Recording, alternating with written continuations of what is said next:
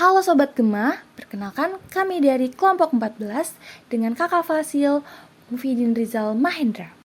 Di sini kami akan membahas beberapa poin dari Sustainable Development Goals, yaitu Clean Water and Sanitation, Responsible Consumption and Production, Climate Action, Life on Land, Peace, Justice, and Strong Institution.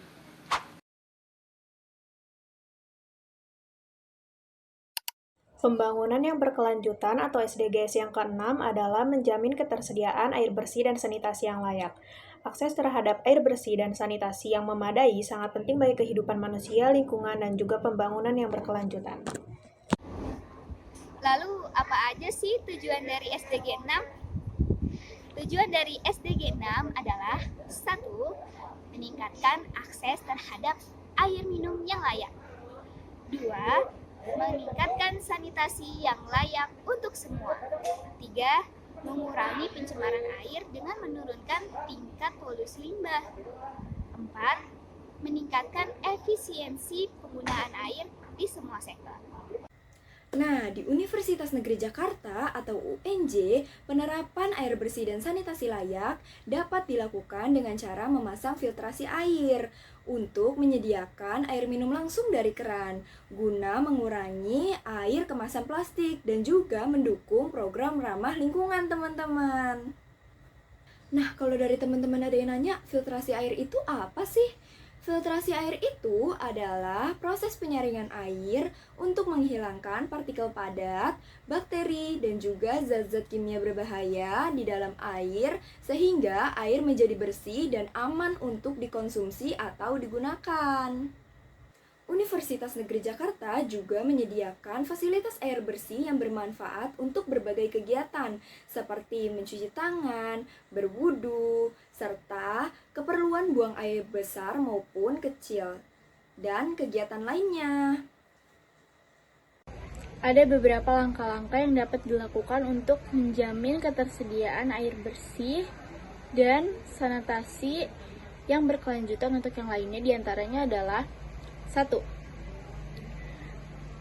Mengakhiri buang air besar sembarangan dan menyediakan akses ke sanitasi dan kebersihan yang layak. 2. Pengelolaan air limbah dan penggunaannya kembali dengan aman. 3. Tingkatkan efisien menggunakan air dan pastikan pasokan bersih. 4. Menerapkan pengelolaan air, sumber daya air terpadu. 5. Melindungi dan memulihkan ekosistem yang berhubungan dengan air.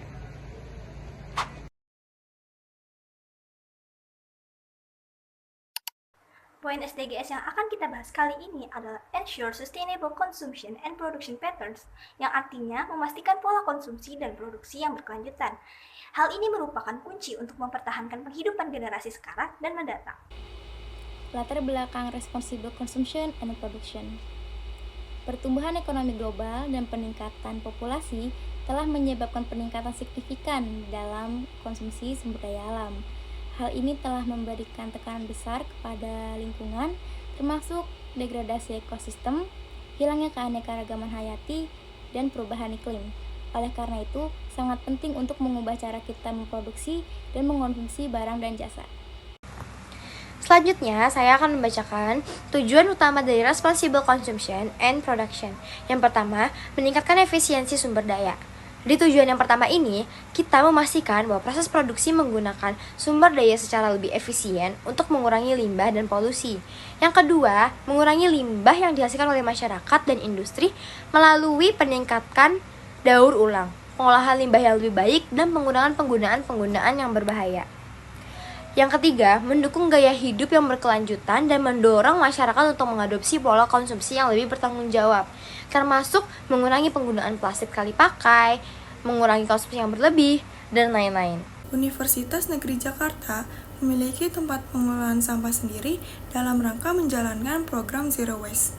Singkatnya, Zero Waste merupakan program untuk tidak menghasilkan sampah dengan cara mengurangi kebutuhan, menggunakan kembali, mendaur ulang, bahkan membuat kompos sendiri.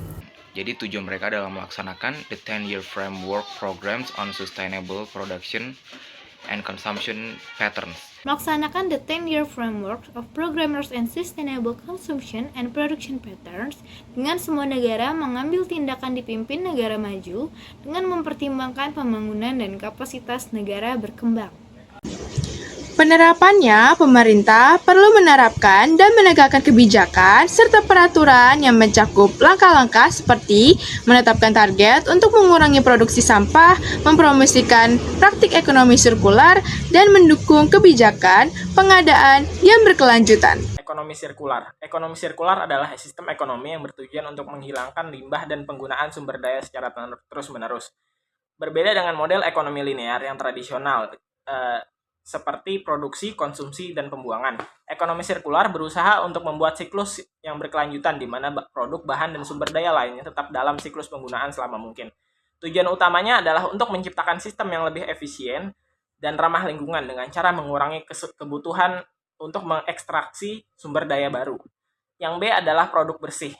Produksi bersih. Produksi bersih adalah pendekatan yang bertujuan untuk meningkatkan efisiensi penggunaan sumber daya dan energi dalam proses produksi, sekaligus mengurangi limbah dan emisi polusi. Ini mencakup semua tahap produksi, mulai dari perolehan bahan baku hingga produksi akhir, hingga distribusi produksi akhir. Produksi bersih menekankan penggunaan teknologi yang ramah lingkungan dan praktik produksi yang berkelanjutan. Yang C adalah label hijau dan sertifikasi. Label hijau dan sertifikasi lingkungan adalah sistem yang digunakan untuk menandai produk atau layanan yang diproduksi atau disediakan dengan cara yang lebih ramah lingkungan. Sertifikasi ini biasanya dilakukan oleh lembaga independen yang menilai apakah produk tersebut memenuhi standar tertentu yang berkaitan dengan kelestarian lingkungan. Tantangan dan peluang. A. Tantangan.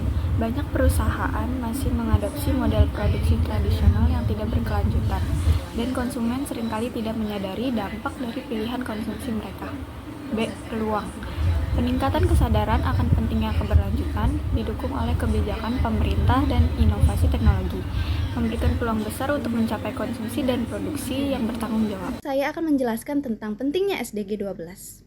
Yang pertama yaitu mengurangi tekanan pada sumber daya dengan mengadopsi konsumsi dan produksi yang lebih bertanggung jawab. Kita dapat mengurangi tekanan pada sumber daya alam yang terbatas. Yang kedua yaitu mengurangi emisi dan polusi produksi yang lebih efisien dan penggunaan teknologi ramah lingkungan dapat mengurangi emisi gas rumah kaca dan polusi, yang merupakan penyebab utama perubahan iklim. Dan yang terakhir adalah meningkatkan kesejahteraan sosial konsumsi dan produksi yang berkelanjutan dapat menciptakan lapangan kerja baru, mendukung pembangunan ekonomi dan meningkatkan kualitas hidup.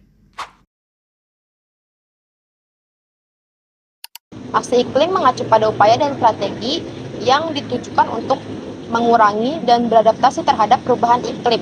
Aspek diantaranya adalah yang pertama, ada mitigasi. Mitigasi merupakan kegiatan mengurangi emisi gas rumah kaca melalui langkah-langkah seperti beralih ke sumber energi yang telah terbarukan. Yang kedua ada adaptasi, yaitu melakukan penyesuaian terhadap sistem dan praktik untuk meminimalkan dampak negatif perubahan iklim. Yang ketiga ada perjanjian internasional, yaitu berpartisipasi dalam rangka global seperti Perjanjian Paris yang menetapkan target untuk mengurangi emisi dan mendukung upaya aksi iklim di seluruh dunia. Yang keempat, kebijakan dan regulasi. Menerapkan undang-undang dan regulasi yang mendorong praktik berkelanjutan dan mengurangi jejak karbon. Yang terakhir atau yang kelima, kesadaran publik dan pendidikan, yaitu meningkatkan kesadaran tentang perubahan iklim dan mendorong tindakan individu serta komunitas yang berkontribusi pada masa depan yang berkelanjutan. Sekian dari saya. Tujuan ke-13 SDGs yaitu Climate Action, menyerukan tindakan segera untuk memerangi perubahan iklim dan dampaknya. Setiap negara di dunia merasakan dampak perubahan iklim yang disebabkan oleh peningkatan emisi gas rumah kaca dan pemanasan global. Untuk mencapai hal ini diperlukan pengurangan emisi gas rumah kaca secara signifikan dan penerapan praktik berkelanjutan secara luas. Dengan melakukan hal ini, kita bertujuan untuk 1. Mengurangi kejadian cuaca ekstrim, kenaikan permukaan laut, dan hilangnya keanekaragaman hayati. 2. Memastikan kelestarian habitat dan spesies alami. 3. Meminimalkan risiko kesehatan, kerawanan pangan, dan gangguan ekonomi. Kali ini saya akan menjelaskan beberapa poin yang sudah dilakukan oleh universitas terhadap perihal climate action. Yang pertama adalah pengurangan emisi. Pengurangan emisi ini bertujuan untuk mengurangi emisi gas rumah kaca melalui pengurangan energi terbarukan, efisiensi energi, dan praktik berkelanjutan.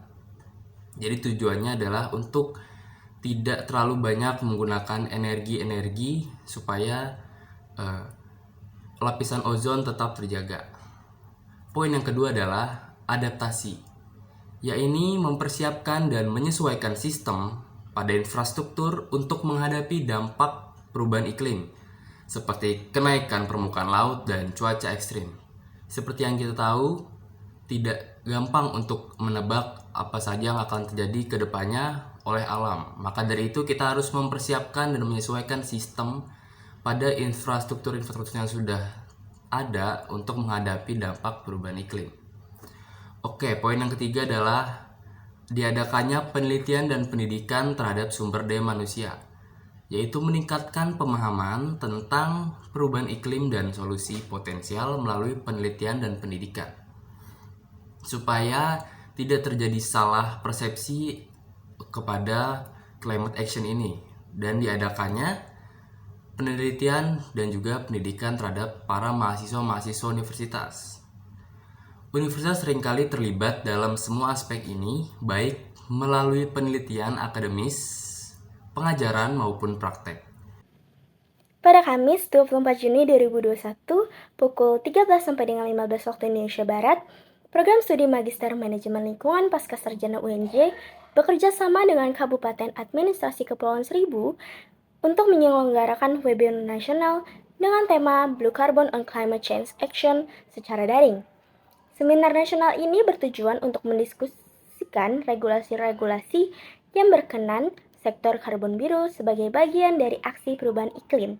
Yang kedua, untuk memperoleh pandangan, perspektif, saran dari para pihak mengenai kontribusi pada sektor karbon biru untuk aksi perubahan iklim.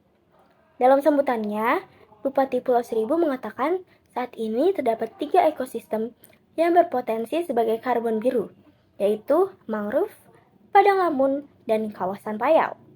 Karbon biru merupakan upaya untuk mengurangi emisi karbon dioksida, sehingga bisa memitigasi pemanasan global dan perubahan iklim, dengan cara menjaga keberadaan hutan bakau, padang lamun, rumput laut, dan ekosistem pesisir.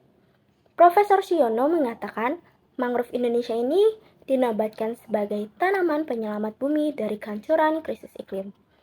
Di Indonesia memiliki 3,2 juta hektar mangrove dan 3 juta hektar padang lamun. Dengan ekosistem seperti itu, mangrove dan padang lamun Indonesia menyimpan 17% cadangan karbon global. Oleh karena itu, pengelolaan ekosistem yang baik itu sangatlah penting. UNJ juga turut ikut serta dalam melaksanakan climate action di Muara Gembong, Bekasi, Jawa Barat. Dosen dari Program Studi Pendidikan Kesejahteraan Keluarga atau PKK Universitas Negeri Jakarta melakukan aksi mitigasi perubahan iklim di Muara Gembong, Bekasi, Jawa Barat. Kegiatan ini bertujuan untuk meningkatkan ketahanan keluarga di tengah dampak perubahan iklim yang dirasakan masyarakat setempat, seperti seringnya terjadi banjirop akibat kenaikan permukaan air laut. Aksi mitigasi ini melibatkan sosialisasi tentang adaptasi dan mitigasi perubahan iklim, pelatihan pembuatan kompos dan mikroorganisme lokal, serta penanaman pohon dalam pot daur ulang dari limbah plastik. Selain itu, masyarakat diajak untuk mengelola sampah rumah tangga dengan menerapkan konsep zero waste, yaitu reuse, reduce, reuse, and recycle, dan terakhir yaitu ROT. Langkah-langkah ini juga didukung oleh upaya peningkatan ketahanan pangan melalui pemanfaatan lahan pekarangan untuk menanam padi, sayuran, dan buah-buahan. Kegiatan ini melibatkan tokoh masyarakat dan ibu-ibu PKK dengan harapan bahwa kesadaran dan tindakan nyata dari masyarakat dapat dimulai dari rumah untuk menghadapi tantangan perubahan iklim, demi terciptanya ketahanan dan kesejahteraan keluarga di masa depan. Mengapa aksi iklim ini penting? Yang pertama, tentu untuk mencegah pemanasan global, melindungi ekosistem, meningkatkan kesehatan dan ketahanan pangan, Perubahan iklim bukan hanya tentang angka atau statistik. Ini tentang kehidupan nyata yang terpengaruh setiap hari. Petani kehilangan panen mereka, keluarga kehilangan rumah mereka karena banjir, spesies-spesies punah, dan ekosistem runtuh. Dampak ini dirasakan di seluruh dunia, tetapi mereka yang paling rentan adalah yang paling sering menanggung beban paling berat. Tapi kita tidak perlu pasrah. Climate action adalah semua langkah yang kita ambil untuk melawan perubahan iklim. Ini melibatkan pengurangan emisi gas rumah kaca, beralih ke energi terbarukan, melindungi hutan, dan memulihkan ekosistem. Ini juga tentang perubahan gaya hidup kita, memilih transportasi yang ramah lingkungan, mengurangi penggunaan plastik, dan mengonsumsi secara bijak. Kita semua punya peran, dari pemerintah hingga individu. Setiap langkah kecil yang kita ambil bisa berdampak besar. Kita bisa mengurangi jejak karbon kita dengan lebih sadar dalam mengonsumsi energi, mendukung produk lokal, dan mendaur ulang. Generasi muda memiliki kekuatan untuk mendorong perubahan, menjadi advokat untuk masa depan yang lebih berkelanjutan. Masa depan bumi ada di tangan kita. Dengan bekerja sama, kita bisa memastikan bahwa rumah kita tetap layak untuk generasi mendatang. Ayo, bersama-sama kita ambil tindakan untuk iklim, karena bumi yang kita jaga hari ini adalah bumi yang akan kita wariskan di masa depan.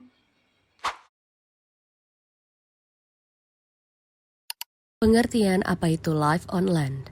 Life on Land atau ekosistem daratan adalah nama tujuan pembangunan berkelanjutan SDG ke-15 yang ditetapkan oleh Perserikatan Bangsa-Bangsa PBB. Apa yang dimaksud dengan ekosistem daratan?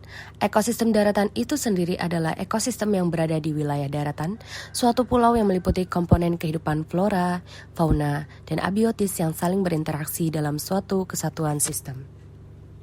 Tujuan nomor 15 dari 17 tujuan SDGs adalah melindungi, merestorasi, dan meningkatkan pemanfaatan berkelanjutan ekosistem daratan, mengelola hutan secara lestari, menghentikan penggurunan, memulihkan degradasi lahan, serta menghentikan kehilangan keanekaragaman hayati. Dalam rangka mencapai tujuan nasional ekosistem daratan pada tahun 2030, ditetapkan 12 target yang diukur melalui 25 indikator. Target-target tersebut terdiri dari tata kelola kehutanan, konservasi dan keanekaragaman hayati, melestarikan dan memanfaatkan nilai ekonomi hayati, menegakkan hukum bidang lingkungan hidup, karantina hewan dan tumbuhan, serta keamanan hayati hewan dan nabati. Sasaran adanya SDGs ini untuk tahun 2030 meliputi melestarikan, memulihkan, dan menggunakan ekosistem air tawar dan daratan secara berkelanjutan. Lalu, memerangi penggurunan. Lalu, merehabilitasi lahan dan tanah yang terdegradasi. Lalu, melestarikan ekosistem pegunungan. Lalu, mengakhiri perburuan liar dan perdagangan spesies fauna dan flora yang langka dan dilindungi. Lalu, mengelola hutan secara berkelanjutan. Lalu, menghentikan dan membalikkan degradasi lahan dan habitat alam, serta menghentikan hilangnya keanekaragaman hayati. Kira-kira apa saja ya yang telah dilakukan oleh mahasiswa UNJ untuk mencapai program Life on the Land ini? Mari kita simak. Yang pertama, pada tahun 2021, mahasiswa KMPA Eka Citra UNJ mengadakan Green Campaign. Green Campaign itu sendiri merupakan kegiatan penanaman tunas pohon yang diselenggarakan di UNJ. Selain kegiatan penanaman tunas pohon, mahasiswa KMP Eka Citra UNJ juga membagikan botol minum pada peserta yang mengikuti kegiatan Green Campaign dengan tujuan untuk mengurangi penggunaan botol plastik sekali pakai. Yang kedua, pada tahun yang sama, mahasiswa dari KMPA Eka Citra UNJ melakukan pelatihan penanaman hidroponik dengan mengusungkan tema Grow Your Own Food yang bertepatan dengan Hari Pangan Sedunia. Kegiatan ini dilaksanakan dengan tujuan agar peserta pelatihan dapat menanam sendiri bahan makanan di rumah dan sebagai wujud aksi pelestarian alam lingkungan perkotaan. Dan beberapa upaya yang bisa dilakukan oleh masyarakat sekitar untuk menjalankan poin SDGs Life on Land ini adalah diantaranya yang pertama yaitu jangan menggunakan pestisida. Yang kedua, untuk menjaga keaslian tanah, janganlah menggunakan bahan-bahan kimia untuk bercocok tanam. Lalu yang ketiga, masyarakat bisa menjadi sukarelawan di organisasi atau tempat penampungan hewan jalanan. Karena dengan cara tersebut, masyarakat bisa membantu melestarikan spesies hewan yang hampir punah. Lalu, masyarakat dihimbau sekali untuk menyebarkan awareness tentang SDGs ini. Lalu, yang terakhir, salah satu caranya adalah dengan mengikuti campaign-campaign yang di dalamnya terdapat SDGs.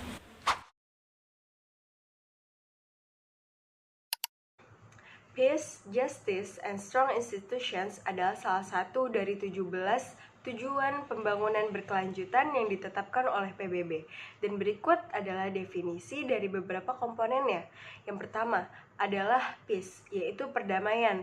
Hal ini mengacu kepada penciptaan masyarakat yang aman dan bebas dari konflik, kekerasan, juga peperangan.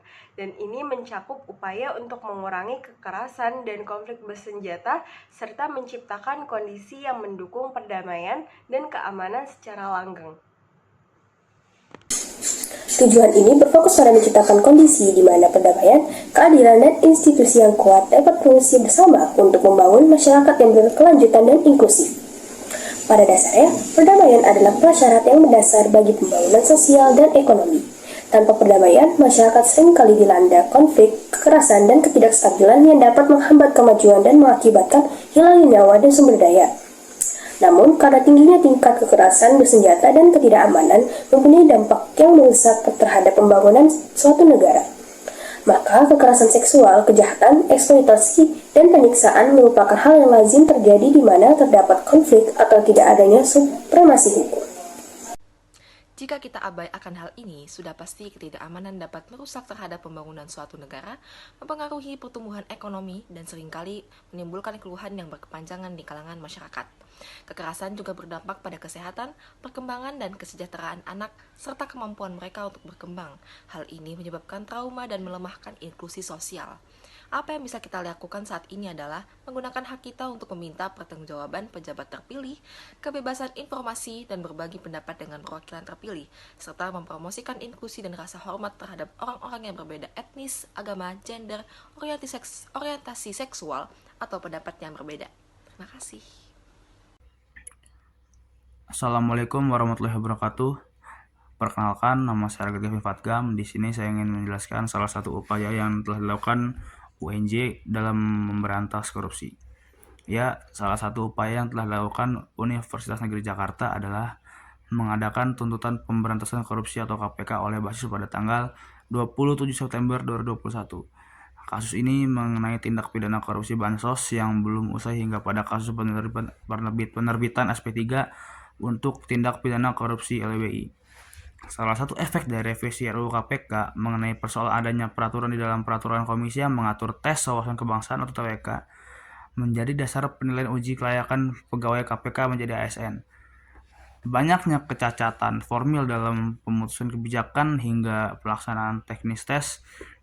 Sebuah negara memerlukan generasi penerus bangsa yang mampu berpikir kritis dan bertindak cepat dalam menangani masalah yang dihadapi negara. Oleh karena itu, mahasiswa memiliki peran yang sangat penting dalam memajukan negaranya karena mereka merupakan generasi penerus bangsa. Sekian dan terima kasih.